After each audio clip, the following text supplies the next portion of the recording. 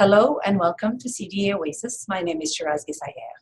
I am very pleased to welcome once again our creative contributor to CDA Oasis through his mentorship series, Dr. Paul Belziki. By now, most of you know that Dr. Belziki is a dental surgeon from Toronto in private practice for close to 4 decades. What you may not know, and for which we are deeply grateful, is the amount of time and effort he dedicates to create these valuable CDA Oasis knowledge nuggets. Today, once again, he is here to share his knowledge and expertise and to respond to the numerous comments you, the viewers, have posted on his most recent Oasis post, Oncast Post Course. Dr. Belziki, thank you very much for taking the time to speak with me. Always a pleasure to host you on Oasis, and welcome once again. Thank you, Shiraz. It's a pleasure to be here.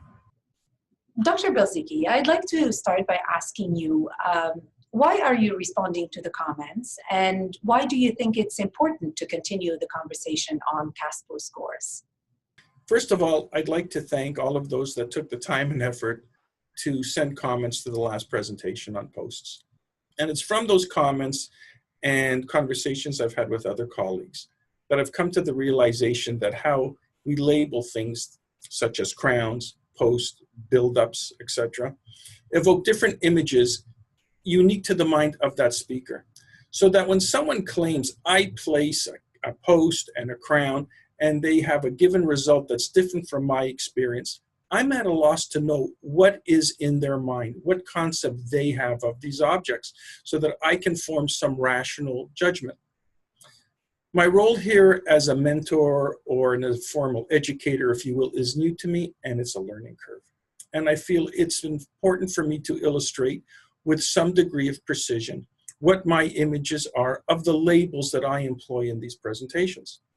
And it is hoped that this will lend greater clarity and logic to the concept and statements that I'm presenting, so that the viewer can better judge the strength of my arguments based on some common understanding. Shall we go and see the presentation? Yes, we shall. So those of you that follow this series know that somewhere at the beginning I have this picture and claim I'm doing it old school. I'd like to explain what that means. Well, even older school is Ludwig Wittgenstein. He was an engineer, a mathematician, and a philosopher of the 1900s. His main contribution was to linguistics and knowledge. He claimed that many controversies in philosophy would disappear if words were used in a more precise fashion. And it's how we label objects is very sloppy. So a word in one mind might engender a different image in another mind.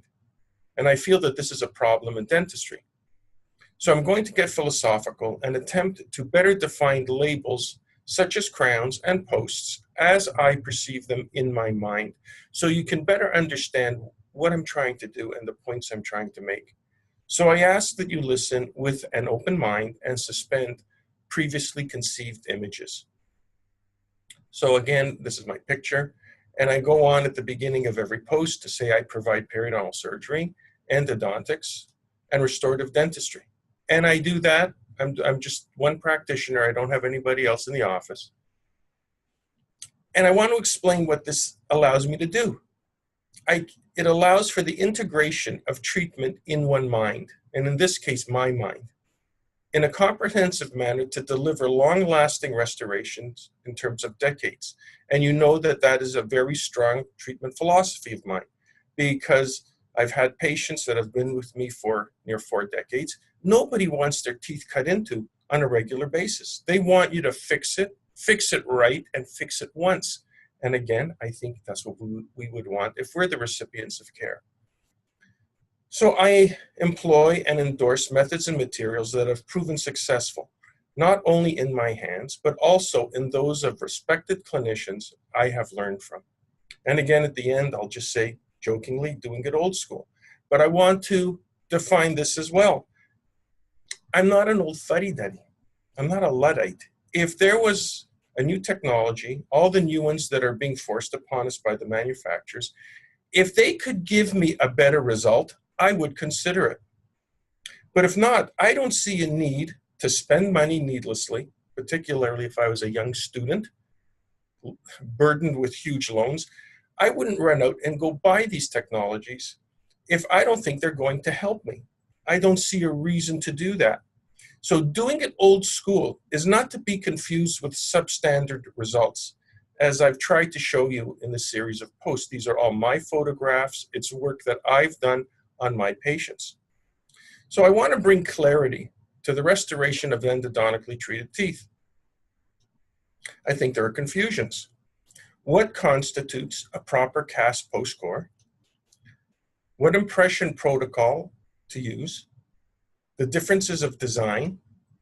What final restoration is integral to success? It's just not, I do the endo, then somebody else does the post, and somebody else does this. I want to integrate it. I think the restoration is every bit as important as the endo from start to finish. So is it to use posts or not to use posts? And if we do, is it metal or something else? Do posts cause root fractures? Well, I don't know the literature that well. I'll state that right now, but I do rely on my own experience to answer this question.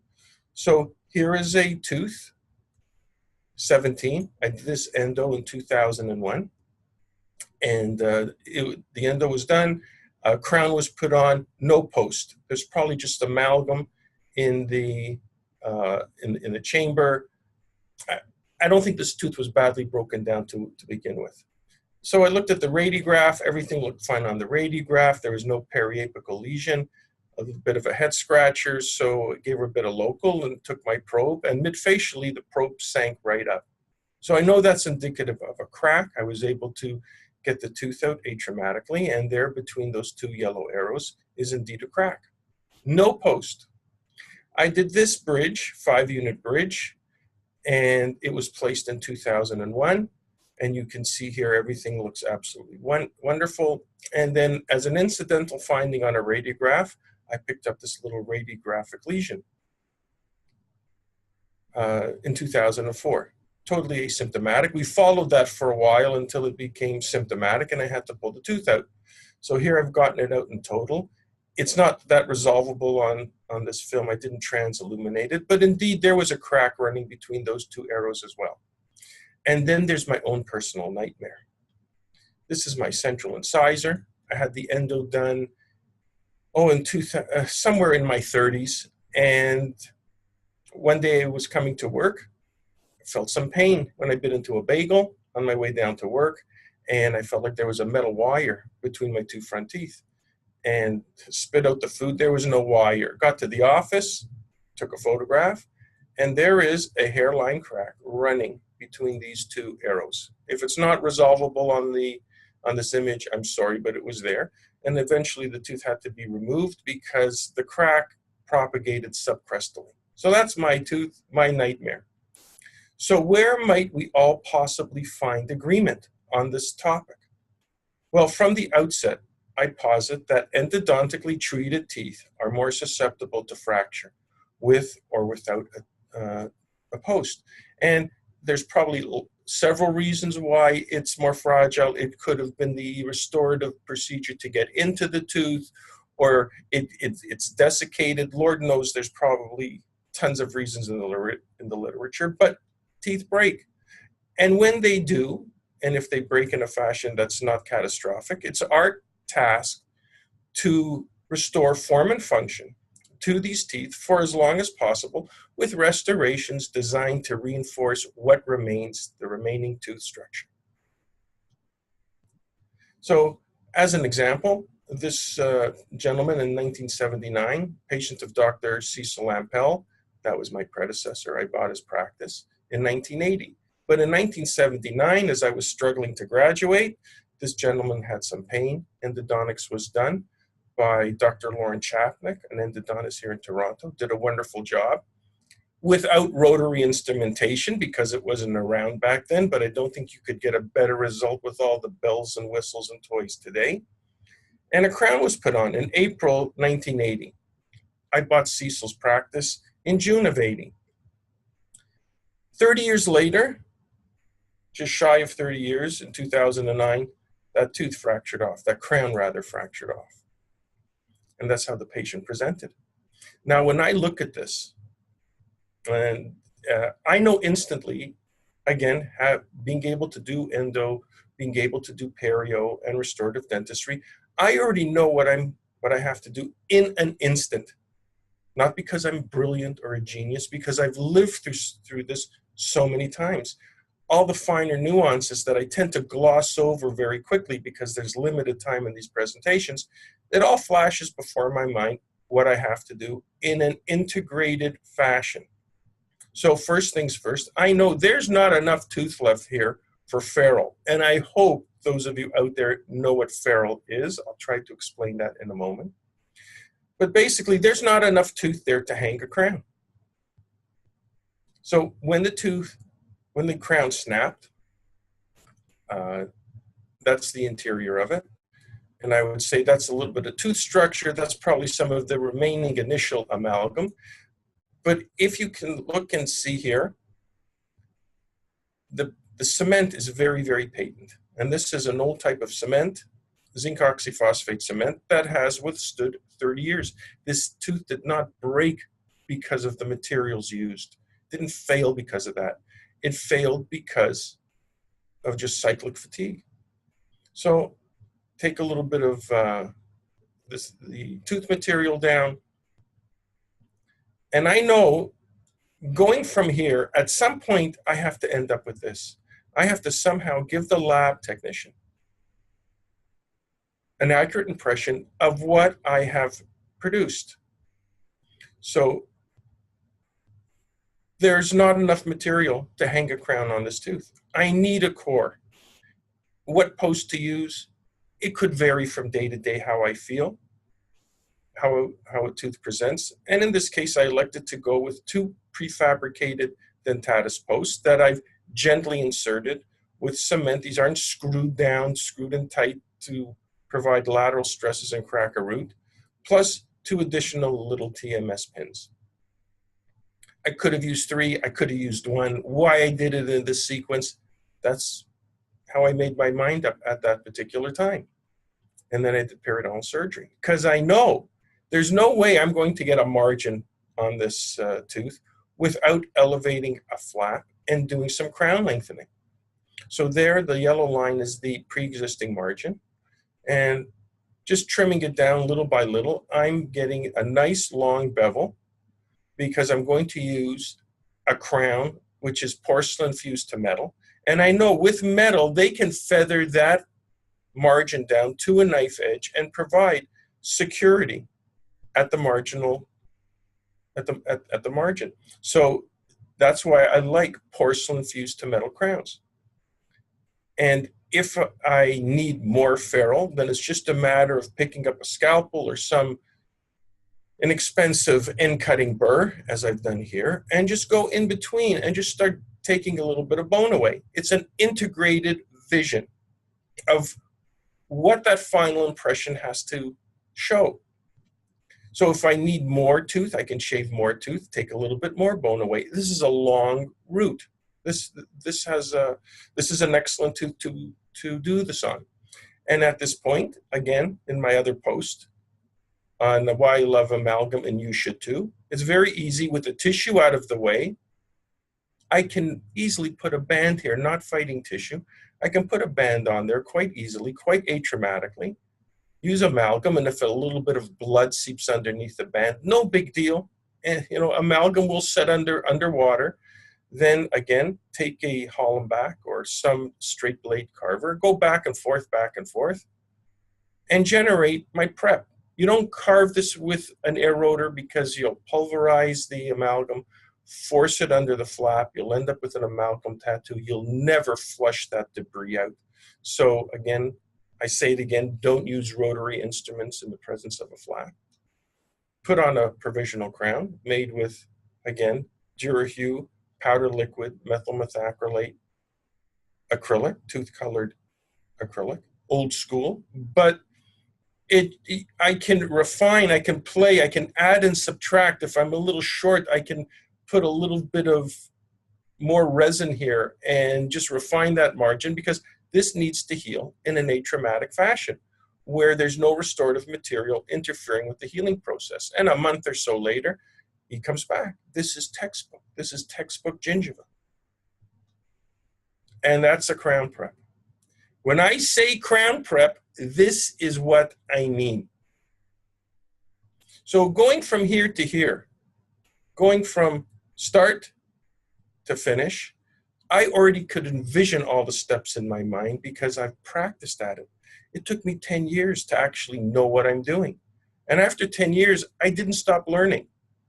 I try to learn something new every day. So getting back to doing it old school. No, there's not a laser in sight.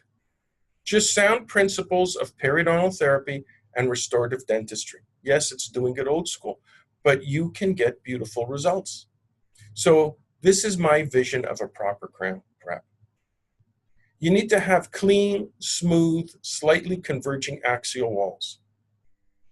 And you need to have a good amount of ferrule. Ferrule is this part right here where you're engaging natural tooth structures so that a crown can slip on and engage not only your core, but some tooth as well, so that when it's stressed, the whole unit is entombed by a good fitting crown. So words that I learned back in dental school, resistance and retention form.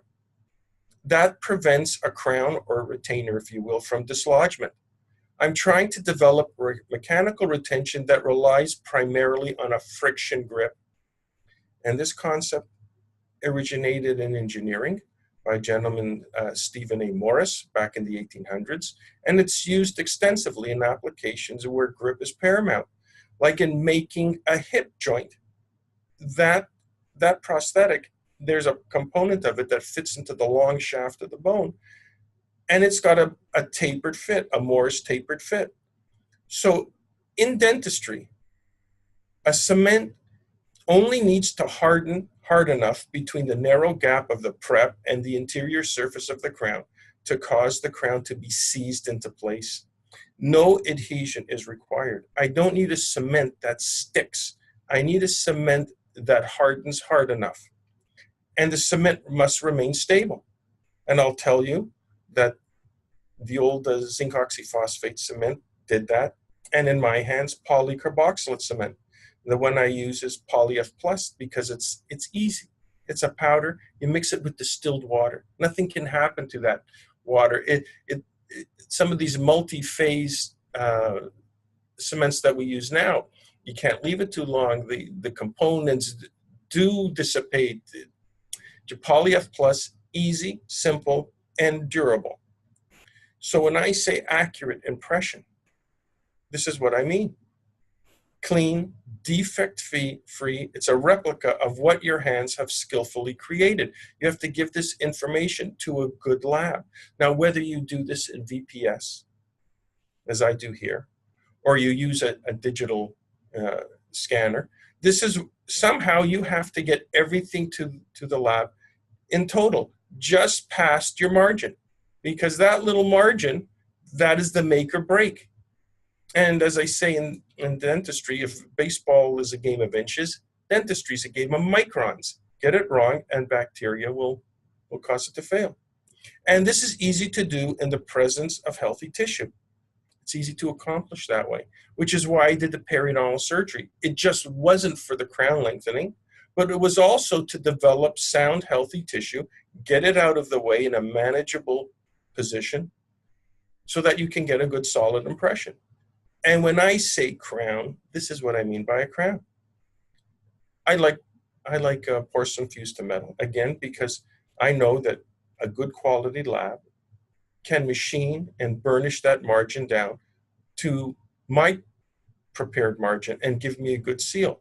So it's a cooperative endeavor between a dentist and a lab technician with a shared vision of excellence. And you need to guide the lab very closely on all details because everything is our responsibility.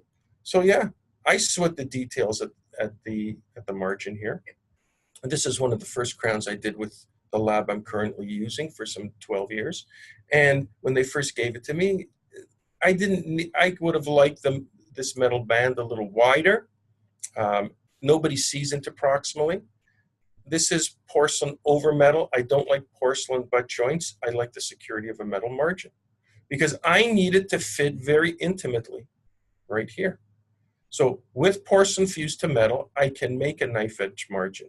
If I'm using the porcelain only, such as zirconia, you have to make a deeper chamfer in this area. You have to cut into a tooth that's already compromised, higher up on the root because of crown lengthening. So each fraction of a millimeter you lose here weakens your tooth structure.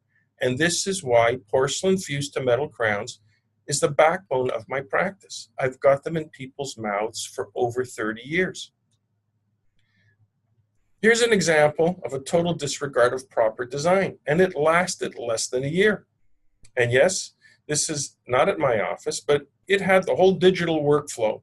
This was scanned, this was then done in an in-office milling machine, and you can see that's all that was left of the tooth.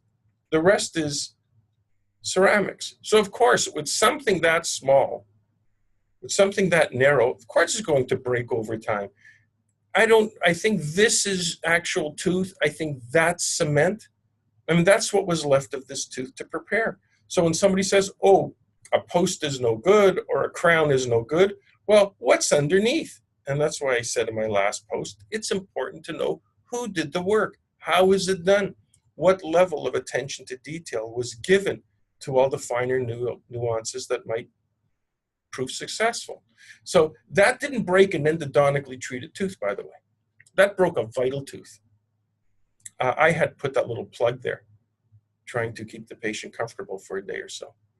So I put this in. I know it's a bit pedantic, but I'm also helping a young dentist, as I said, a patient of mine who's out a year or so, and I start using words such as ferrule and converging slopes. And I'm trying to talk to her as I did last day, driving down from Barrie for an hour, trying to explain proper crown preparation. So I had to make this slide up this morning. So it's the concept of stacking cups. It is that simple. You need to prepare a tooth so that something telescopes on top of it. And then the margins are supposed to be as tight as possible. So again, crown prep, it's just stacking cups. So the longer I can make my prep, the more surface area I have for mechanical grip and retention, the better my crown will stay in place. If it's too short, you instinctively know that's not going to work out that well. Somebody with a good gummy bear can pop that off. So you need to have adequate length in your preps. So important factors to take away are, again, clean, smooth, slightly converging axial walls. Avoid deep shoulders at the margins if you can, particularly on skinny bicuspids. And again, accurately adapted margins, because that will make or break a restoration. So again, whether to use a post, not to use a post, that's just part of the answers of failure. So this case I did in 1984. I did cast post cores for the two bicuspids. The crown on the molar, that molar is a vital tooth, and these crowns were placed in 1984. And over the course of time, there was a bit of wear and tear, normal physiological recession after some 30 years, and she just wanted it to look nicer. So I said, oh, okay, fine. Now, this is an example of when patients ask me, Doc, you're going to put a crown on this tooth. I'm paying you $1,000. How long is this crown going to last? And I said, look, if I do my job properly and the lab executes their end of the deal, I'm putting this crown on and you'll probably go to the grave with it. And if it does fail later on, well, if I've done my job right, it's just a matter of slicing these off, because essentially it's like a thimble on your finger. If it's seized and you can't get it off, you just slice the metal, pry it apart, and you'll pop it off. And it's just a matter of changing hardware. Changing hardware is the easiest part. If I can protect what's underneath, you can have your teeth for a lifetime. So here I'm doing just that. So this is my patient, my crown, my preparation, and my cast post core that survived for 30 years. And it's exactly as I've outlined on the previous slides. I have cement. First of all, I've got a metal margin that has sealed the tooth margin up beautifully. And you can see this little white line. That's thin polycarboxylate cement, supposedly, from all the advertisements I read, the weakest, most soluble cement ever in existence. But here it is. It's patent and it runs all the way along. That's what I mean by a cast post and core with a crown, where the crown secures the tooth and grabs a sufficient amount of ferrule so that you're not just loading a core that might snap. The 3 crowns were removed. It was just a matter of re-preparing the teeth, and the tissue looked beautiful, didn't have to do anything. 3 new crowns were placed. Go another 30 years. By that time, she and I will both be dead, and I don't have to contend with it again.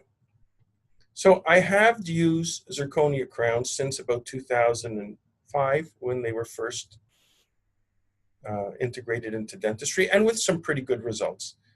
I like to use porcelain fused to metal, but in the aesthetic zone, we will use zirconia. And for some people, a first molar is part of their aesthetic zone. So these are crowns that I've done for a patient, but primarily I use these in the anteriors for single units or splinted crowns, and maybe a small bridge.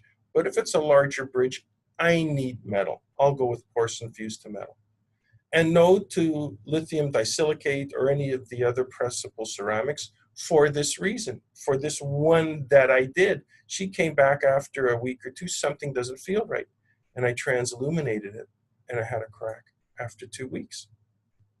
So the flexural strength of these materials is somewhere between 120 to 400 megapascals. Biting stresses can reach as high as 250, 300 megapascals. So you need to bond these things into place, because we need the structure of the tooth to support these materials. And this is what I don't understand, is that why they're used. Because zirconia has a strength better than 1,000 megapascals. Don't ask me what a megapascal is, but I know it's twice as strong as the pressable ceramics. So there's no need to bond. And I don't like the concept of bonding, because when crowns are needed, this means that the underlying tooth structure is weak and may be comprised partially of restorative materials. So now you've got different substrates that you're bonding to, and each one may or may not bond a different way. So I need the integral strength of a crown, either a PFM or zirconia, because I want that crown to entomb the entire complex and protect it. So I showed this case at the last presentation, where I used zirconia, and I used lava from 3M. I don't mind giving them a bit of a plug here. Now, the only reason I'm using it is because my lab technician bought the $500,000 milling machine when it first came out, and it's huge, and it's very precise. And I don't think that an in-office milling machine can provide the same sort of attention to detail. So that's why I like the lab processed crowns. So after I took all the weak tooth structure away, that's all that was left. So you're going to argue with me, don't use a post. Well, how are you going to make a core? How are you going to hang a crown from any one of these teeth? So 4 custom-made posts were made. Each post fits a slightly different way, has a slightly different shape, because each canal is slightly different. They were cemented in, the crowns were placed. So no to in-office milling units. My lab produces restorations with greater accuracy than I think I ever could, and nor would I want to do it running between patients, running between hygiene patients, and then trying to make a beautiful, accurate fitting crown in an office. I don't think I can do it as well as my lab. I think a traditional lab process crowns will predictably result in long-lasting restorations that reinforce weak tooth structure. Sorry, I'm saying it over and over again, but I think I've got to drive these points home. Now, it's my hope that zirconia's strength measures up as advertised. And I'll tell you that after some 10, 12 years, very few problems with delamination. My lab has a good process.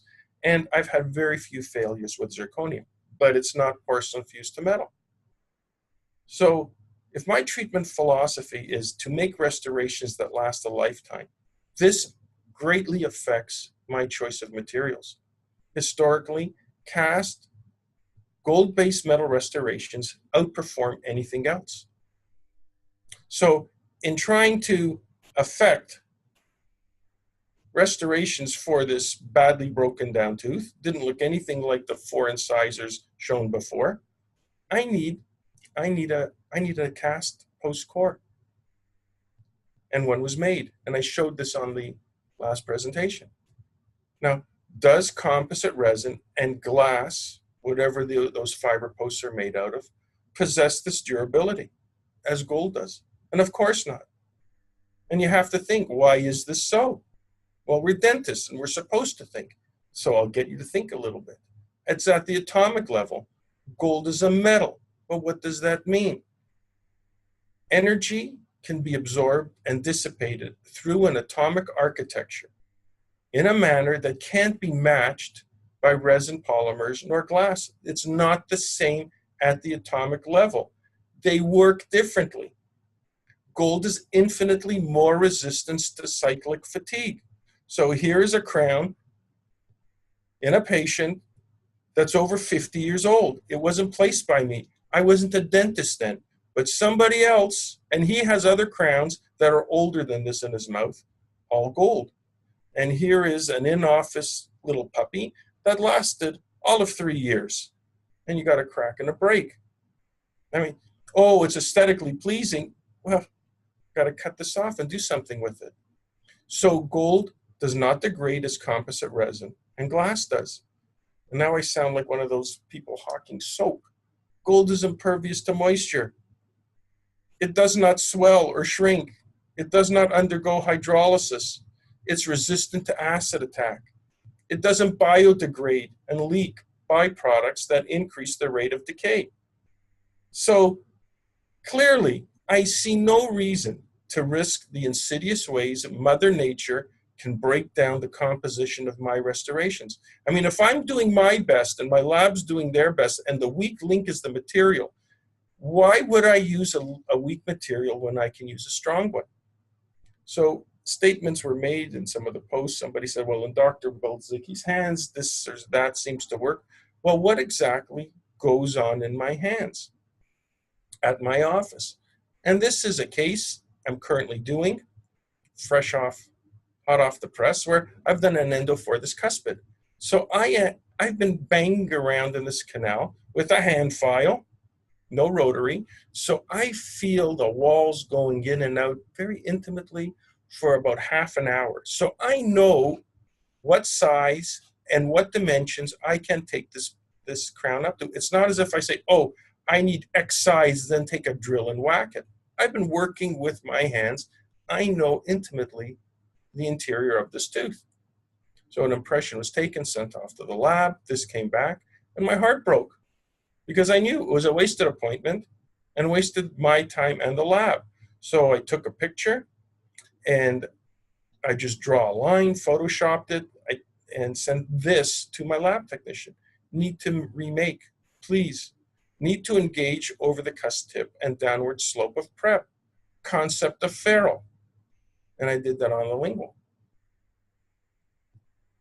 So basically, when we're designing a post, again, it's the engineering concept of a machine, and back in dental school, we called it a Morris taper fit.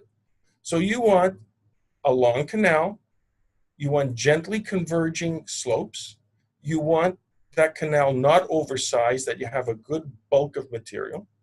And what you would also like to have is a shoulder here, these occlusal stops, so that when you load it, there's not this downward motion, which will cause lateral stresses and end up with a cracked tooth. And then you'll say posts are no good. So at a minimum, is okay. Got a shoulder stop. What's even better is if you can take your casting over onto the downward slope, because this helps prevent that. It helps prevent lateral stresses. You're holding it together. So this is better than that.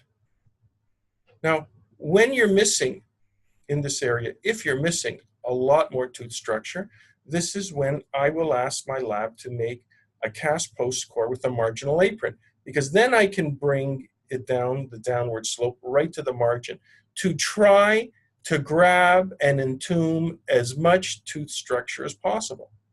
Then the crown fits on top of that core.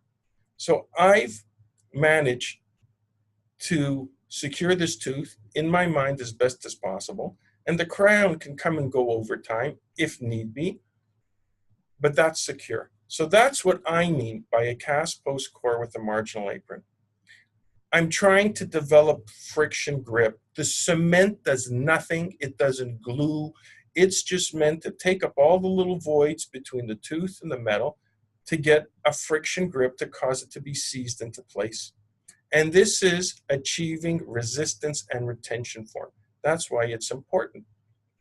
Can composite resin with fiber posts measure up? Well, I know I've made my mind up, and each viewer will make up their own mind. This came back from the lab, same tooth, and now I feel all peachy keen, warm, and fuzzy inside because I know I've grabbed as much tooth material as possible to give this cast post core and tooth a chance at survivability, because it's a cuspid, it's the corner arch of the mouth. It's subjected to a lot of stresses and strains, cuspid rise, and all those other things we learned back in dental school. And here it is intraoral. So yeah, I feel a lot better with this cast post core. So I'll cement it in, and then if I want to, I'll play with it, because I'm a human milling machine. I got to mill something. So I've milled this down a little bit because I thought maybe if I can give my lab a fraction of a millimeter more reduction to make room for metal and porcelain to give a more pleasing result, then I'll do that. And here I've just started to nick away some of the metal, so I've stopped. And I carried that out on the lingual as well. Take an impression, send that off to the lab. Now, this is why I cement in my cast post cores and then take an impression for the crown. One of the respondents claimed that he has the cast post core done and crown, and it's all sent back at one time. I can't do that because I know that each core, each cast post core may fit a little bit different on the model than in the mouth. It may not, but it's something that I have to worry about.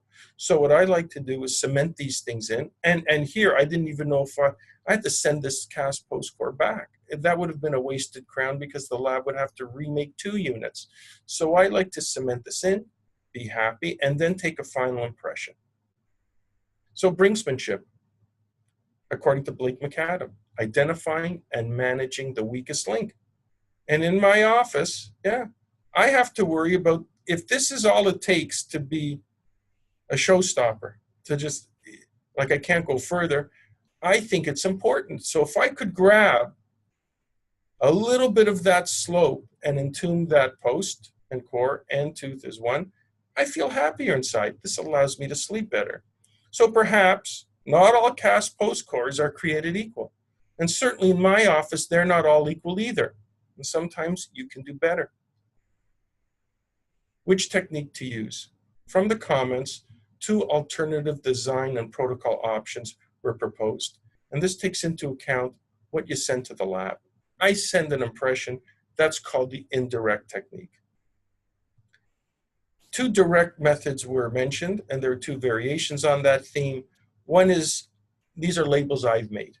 Direct total, or total direct, where the total anatomy of the cast post core is designed and done chair side. You flood the canal with, here it's Duralay, and make your core on the tooth. Then there's a slightly different take on it, was the direct cast on. So here, a prefabricated metal post is inserted in the canal, and I guess there was a second canal that wanted to be engaged. So I think this is probably a plastic post. And then your Duralay is attached to that complex, and you ship both of these off to the lab, and they're cast. That's what you send. And with the cast on, you have metal that's cast onto a prefabricated metal post. I prefer the indirect technique for several reasons. I asked my lab, first of all, I gave Dennis a call, Dennis DeMarchi from my lab here in Toronto, Prism Dental. And he claimed the surface of pattern resin is not as smooth nor precise as wax. Pouring it up in investment stone tends to be unpredictable. And after casting, there's no way to judge fit and finish as there's no model. So with a model, as you can see here, he can see how it goes to place if it's accurate. He further claimed even with doing it in the indirect technique where you are using wax, even a smooth wax surface with perfect investment technique, castings will come out with surface imperfections. That's just part of the casting process. With no stone models, what to refine, what to remove becomes a guessing game. So he too prefers an accurate impression. And note, accurate. It cannot be inaccurate. So he can pour up several models and he uses them to check the fit and finish. Again, that case that I showed with the 8 cast post cores, a badly broken down case with attrition, all the different nuances that every one of these individual posts has to have, I think is best waxed into existence by skilled hands, quietly on a stone model sitting at a lab bench. And it's not just the part that sticks out of the tooth, but it's the part that's in the tooth. It's custom made to fit that individual canal. With the cast on technique, you have to take some drill and size that canal to mate with a pre-existing prefabricated post. I would much rather have it custom made. And that's what I tried to show here. Sorry about the quality of these images. I don't do this at my office, so these photographs are gleaned off of the internet, and that's the best I could do. So I don't think I could make these up intraorally, nor would I want to. Dennis and I, or you and your lab technician, have to communicate effectively, and I find doing this with photographs is the best way to go. In addition, as I said, with the cast-on technique, that one's here, philosophically, I think one solid casting is more elegant because then you don't have 2 separate metals. And it's more elegant if it's gold. Again, this is all my biased opinion, but I would worry about the separation of these 2 metals. With the indirect technique, I don't have to worry about any of those things. Whether they will or won't occur, I just don't have to worry about it. I achieve a solid custom design and accurately fitting metal restoration that reinforces the tooth, and it's durable. It won't degrade and it won't break. So in my mind, I gain security and I lose nothing. I just don't lose anything and I gain everything. So with the indirect technique, it also allows for creative designs. And this 4-unit bridge running from here to here is 25 years old. It sits on 2 teeth. This is a natural tooth. That's a cast post core with a marginal apron. I did this 25 years ago. Patient came in. I assumed he bit into something sticky, but after 25 years, I assumed the cement let go. It went in that direction and he snapped off the cuspid. But it's functioned for 25 years. And there it is. This was done by my first lab technician of 25 years, Gabriel Pintos. When I say the word elegant in dentistry, there's no better image than this. Like, just look at how beautiful this is contoured. All the complex curvatures and angles. This is a master. This is a master lab technician. And for the first 25 years of my practice, we were equal partners in the success of all the restorations I did. And I say that to everybody when I introduce him. So in this case, 75-year-old gentleman, a ton of cardiac meds. Doc, I don't want implants. I can't have implants. I can afford them, just don't want them. Don't want a partial either. So endodontics was done for the cuspid. I had to do some crown lengthening. Took off the crown from the adjacent tooth. I'm going to double a butt because I'm no fool. I know these are weakened teeth. I have to use as much support as possible. So a cast post core was made, again, with a marginal apron, and that was inserted, and made another 5-unit bridge. He died 10 years ago. Sorry, he died 10 years on with that bridge, never having to go through the nightmare of extraction, sinus lift, implants, etc. Like this, it was a very effective way of handling this problem. And again, how we label things. This is elegant. This is clinically acceptable, but it's just not that. Again, a philosophical point of view. More comments were made about issues that people had with the indirect technique. One was the increased cost. I laugh at this one.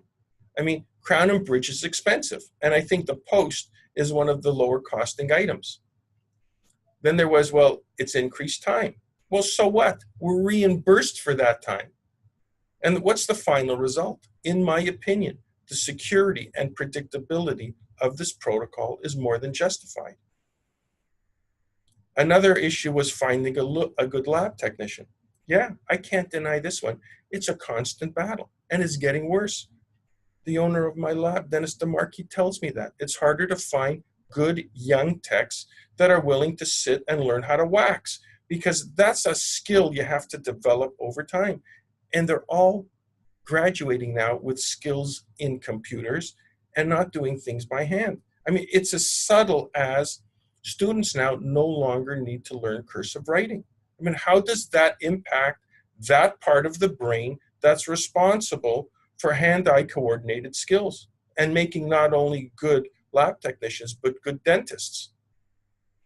And the other issue was obtaining an accurate traditional impression. I think this is the major sticking point. It's difficult, but it's not impossible. And we're dentists. It's supposed to be a skill that we've mastered upon graduation. And we all know what a good impression is, but my lab technician will say it's amazing what passes at some people's offices. And I think that with market pressures of the digital workflow, these skills, these hand-eye coordinated skills, are no longer in vogue. They're not being practiced on a day-to-day basis. I heard a Core 1 course given by Dr. Sandhu. I've never met him, but I did speak with him. He's a periodontist out at University of Western Ontario, the Faculty of Dentistry, and his course was on perio, but he made this statement.